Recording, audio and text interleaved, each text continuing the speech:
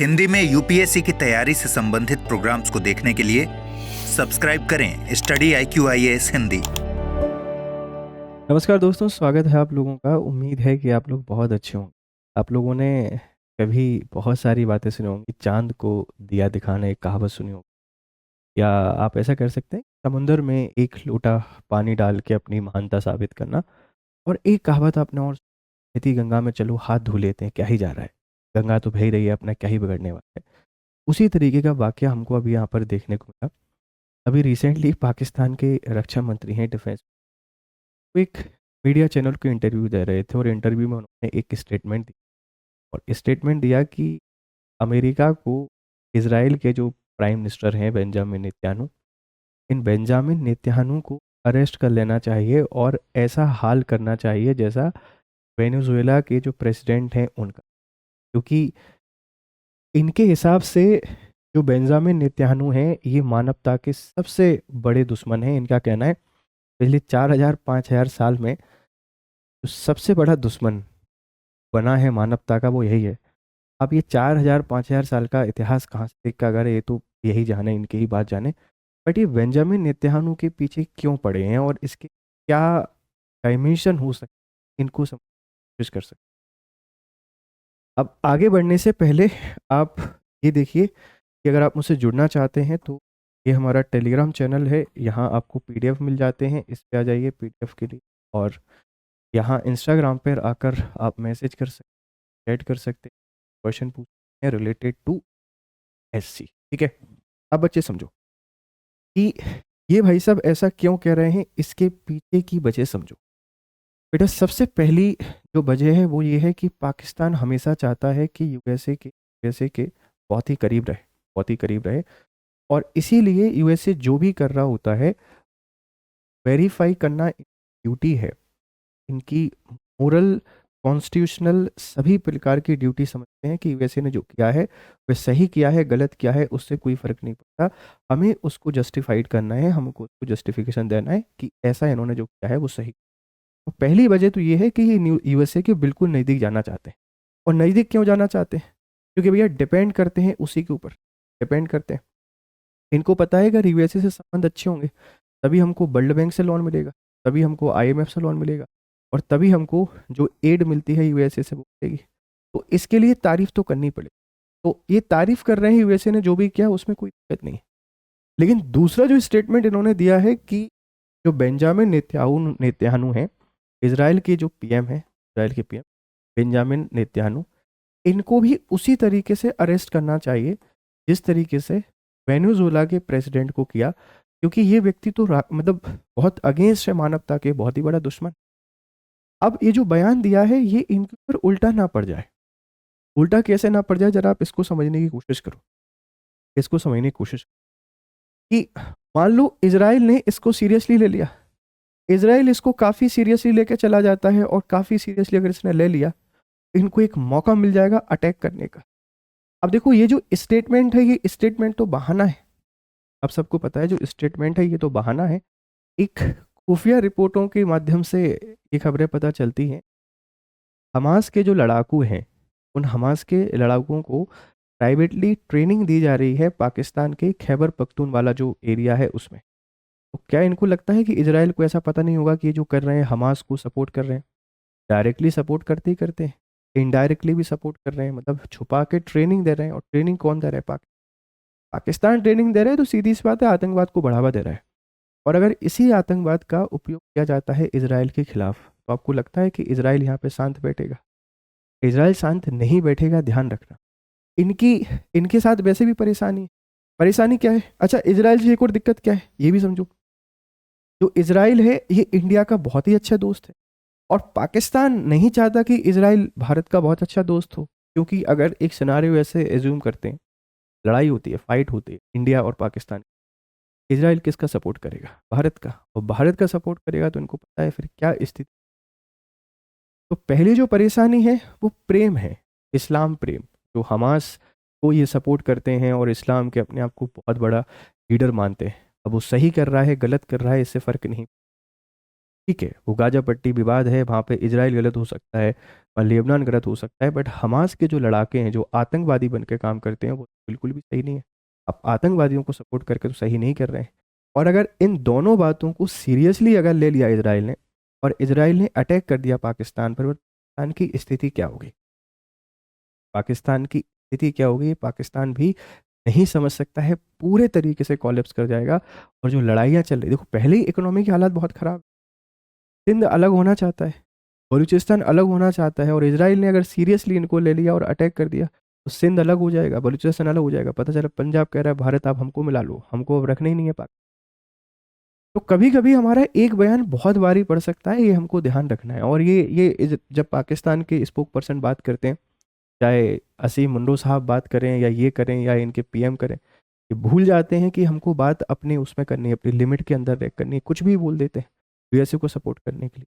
ये तो ठीक है, एक ऐसी स्थिति आप रिज्यूम करके देखो कि मान लो, आप इस बात को समझने की कोशिश करो कि जो यूएसए है, इस यूएसए के लिए इसराइल तो बहुत इंपॉर्टेंट है। इंपॉर्टेंट क्यों है? क्योंकि सारी की सारी जो गल्फ कंट्री हैं, इन गल्फ कंट्रीज पे कंट्रोल स्टेब्लिश करने के लिए यूएसए का जो गढ़ है वो कौन? इसराइल है। क्यों इसराइल कभी भी किसी पे अटैक कर देता है? क्योंकि सपोर्ट है यूएसए का।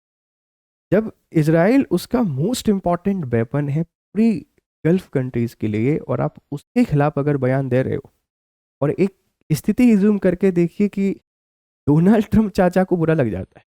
जो डोनाल्ड ट्रंप चाचा हैं, और डोनाल्ड ट्रंप चाचा इसको सीरियसली ले लेते हैं, और सीरियसली लेके पता चला कि पाकिस्तान पे ही मिसाइल दाग दी है, पाकिस्तान के जैसे ही मंडो साहब हैं उनको ही किडनैप कर लिया है। तो कहते हैं ना कि अपने ही अपने ऊपर बहुत भारी पड़ गया, तो एक बयान बहुत भारी पड़ सकता है। और इस तरीके के जो बयान होते हैं वो जियो पॉलिटिक्स को डिस्टर्ब कर देते हैं। अब इसका दूसरा एंगल समझने की कोशिश करो। अगर ऐसी कोई भी घटना घटित होती तो गल्फ कंट्रीज में वैसे ही कहानी खराब चल रही है, साउथ एशिया के वैसे ही हालत ख़राब है। अगर यहाँ कोई टेंशन क्रिएट्स होती है, साउथ एशिया में कितना रीजनल डिस्टरबेंस क्रिएट हो जाएगा।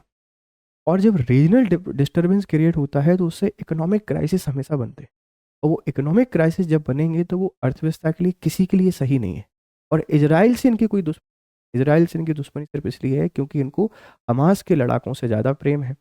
अब लेबनान को सपोर्ट करते हैं कोई, हमास के लड़ाकों को क्योंकि वो तो एक टेरर ग्रुप ही चला रहा है ना, एक टेररिज्म का ग्रुप ही हवा दे रहे हैं। तो ये पूरे की पूरी घटना अभी घड़े चल रही है। आप लोगों को क्या लगता है? आप अपनी राय यहाँ पे हमको जरूर दीजिएगा कि क्या अगर इसराइल इस पर अटैक कर सकता है, या डोनाल्ड ट्रंप चाचा क्या इन पर अटैक कर सकते हैं? और डोनाल्ड ट्रंप अगर इनके खिलाफ चले गए फिर इनको कौन बचाएगा? फिर कोई बचा सकता है क्या? नहीं बचा सकता है। और मान लो पाकिस्तान को सेंटर करके पूरी दो ध्रुवी में बढ़ चुकी है, एक तरफ यूएसए, एक इसराइल, एक तरफ चाइना रसिया है, भारत, फिर नेम की पॉलिसी भारत को चलना पड़ेगा। तो डोनाल्ड ट्रंप चाचा ने कसम खाई है कि हम पूरी जो भारत मतलब पूरे दुनिया है इसकी जियो पॉलिटिक्स को कुछ भी रफू चक्कर करके मानेंगे, चाहे कुछ भी हो। अब इनको प्रेम मतलब थोड़ा सा गाजा पट्टी विवाद के बारे में बात कर लेते हैं। पूरा टॉपिक मैंने आपसे डिस्कस कर दिया है कि हमारे कोर्सेज पर भी ऑफर चल रहा है, आप इसमें एनरोल कर लीजिएगा, अभी आपको बाद में बताते हैं, ठीक है। तो पाकिस्तानी रक्षा मंत्री जो हैं, इनका विवादित बयान है नेतन्याहू गाजा युद्ध और अंतर्राष्ट्रीय कानून। ये भाई साहब कह रहे हैं कि इन भाई साहब को अरेस्ट कर लो और इनके साथ वैसी स्थिति की जाए जैसी वेनेजुएला के प्रेसिडेंट के साथ की गई है। और ये करे कौन? यूएसए। भाई यूएसए को क्यों बोल रहा है? तुम किडनैप कर लो ना, तुम तो परमाणु हथियार संपन्न हो, बहुत बड़े लड़ाके हो, सब कुछ हो, पीस अमन करता हो, तुम भी किडनैप कर सकते हो, क्या दिक्कत है? यूएसए को आप ही समझ सकते हैं ये भाई साहब किस लिए तारीफ कर रहे हैं, ठीक है। ये सारी बातें अपन थोड़ा सा ये देख लेते हैं। देखो, ये है अपना प्यारा भारत, ये दुष्ट पाकिस्तान अपने यहाँ पे बैठा हुआ है, और ये यहाँ आप इस देखते हैं, ये इजराइल की हम लोग बात करते हैं, ये इजराइल आपको देखेगा, और ये हमारा लेबनान है। यहाँ गाजा पट्टी को लेकर विवाद चलता रहता है, और इन भाई साहब को यहाँ से अटैक करने में थोड़ा सा भी समय नहीं लगेगा। मुझे लगता है कि 10 मिनट में पूरे पाकिस्तान को नेस्ता नाबूद कर सकते हैं। और यूरोप का अगर खिसक गया तो फिर ये वाला जो हिस्सा है, मतलब अगर यूएसए का खिसक गया तो ये पाकिस्तान फिर RIP नहीं हो जाए, रेस्ट इन पीस। हालांकि ऐसा बहुत बड़ा कदम यूएसए उठाएगा नहीं, लेकिन फिर भी डोनाल्ड ट्रंप चाचा ने अगर उठा दिया तो इनको लेने के देने पड़ जाएंगे, ध्यान रखना। अब एक मुद्दे की थोड़ी सी बात कर लेते हैं कि गाजा पट्टी विवाद क्या है। देखो, गाजा पट्टी भूमध्य सागर के किनारे स्थित एक सक्रिय तटीय पट्टी है। इसके उत्तर पूर्व में इजराइल देखने को मिलेगा और दक्षिण में हमको मिस्र देखने को मिल जाता है। क्षेत्रफल 365 वर्ग किलोमीटर है, जनसंख्या लगभग 23 लाख है, इसकी सबसे घनी आबादी वाले क्षेत्रों में से एक है। विवाद की शुरुआत कहाँ से होती है? 1948 में इजराइल की स्थापना हो जाती है, अरब इजराइल युद्ध होता है और फिलिस्तीनी शरणार्थी का संकट आ जाता है। 1967 में 6 दिवसीय युद्ध होता है और इजराइल ने गाजा पट्टी पर नियंत्रण स्थापित कर लिया। 2005 में इजराइल ने गाजा से अपने सैनिक हटा दिए और 2007 में हमास का नियंत्रण हो गया। इजराइल व मिस्र द्वारा नाकेबंदी यहाँ पे कर दी गई।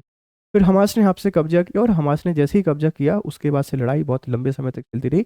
अभी रिसेंटली काफ़ी तेज चली और फिर डोनाल्ड ट्रंप ने मध्यस्थता करके उसको यहाँ पे शांत करा दिया। ठीक है, अब विवाद के कारण क्या है? फिलिस्तीनी राज्य की मांग। गाजा व वेस्ट बैंक को एक स्वतंत्र राज्य के रूप में मान्यता देना, जबकि इजराइल कहता है भैया ये तो हमारा ही हिस्सा है, हम आपको ये कैसे दे दें। सुरक्षा चिंताएं क्या है? इजराइल का रॉकेट हमलों का आरोप है, नाकेबंदी, वस्तुओं, ईंधन, आवाजाही पर प्रतिबंध है, राजनीतिक विभाजन, हमास बना फतेह वेस्ट बैंक, ये दिक्कतें यहाँ पे चल रही हैं। और पाकिस्तान भी चाहता है कि एक फ्री, मतलब जो गाजा पट्टी है वो फ्री हो जाए, इजराइल को वो यहाँ पे आके कूट जाए और फिर पूरे में फिलिस्तीन और हमास का शासन हो, हमारे इस्लाम की यहाँ पर विजय हो जाएगी। ये सारे के सारे इनके कंसर्न है। तो आपको क्या लगता है? आप अपनी राय हमको जरूर दीजिएगा कि क्या अटैक होगा या नहीं होगा। देख लीजिए, ये इजराइल है पूरा, ये अपना लेबनान है, और यहाँ पे देखो ये वाला जो हिस्सा है ना, ये गाजा पट्टी है, गाजा पट्टी, ये वेस्ट बैंक है, वेस्ट बैंक, और यहाँ पर ये जेरूसलम है।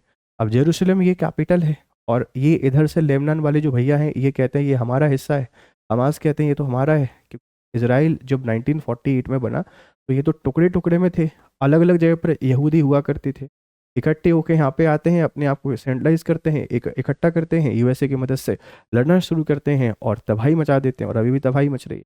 और इसको लेकर ही पूरे इस एरिया में आपको टेंशन यहाँ पे देखने को मिल जाती हैं। ध्यान रखिए, पूरे इस एरिया में टेंशन आपको देखने को। ठीक है प्यारे बच्चों, चलिए, ये पूरा कॉन्टेक्स्ट था, मुझे उम्मीद है आपको समझ में आया होगा। अपनी राय हमको यहाँ पे जरूर दीजिएगा। अगर आप यूपीएससी की तैयारी कर रहे हैं बच्चे, तो आपके लिए एक इंपॉर्टेंट अपडेट है। देखो, हमारे जो कोर्सेज हैं जैसे SIP 2026 के लिए है, इसमें गोल्ड आपको 4,999 मिल जाता है, platinum 5,999, GRS live code use करके, और अंतिम तिथि 15 जनवरी है 2026। फिर प्रतिज्ञा बैच है 2027 के लिए, इसकी भी अंतिम तिथि 15 जनवरी है 2026, और ये हमारा निर्माण 2028 फाउंडेशन कोर्स है, और आप इसमें भी एनरोल कर सकते हैं। इन सब की तिथि 15 जनवरी है। इन कोर्सेज में एनरोल कीजिए, आपकी बेहतर तरीके से शुरू कीजिए। चलिए फिर मिलते हैं क्लासेस में, तब तक मस्त रहें, हैव नाइस टाइम। हिंदी में यूपीएससी की तैयारी से संबंधित प्रोग्राम्स को देखने के लिए सब्सक्राइब करें स्टडी IQ IAS हिंदी।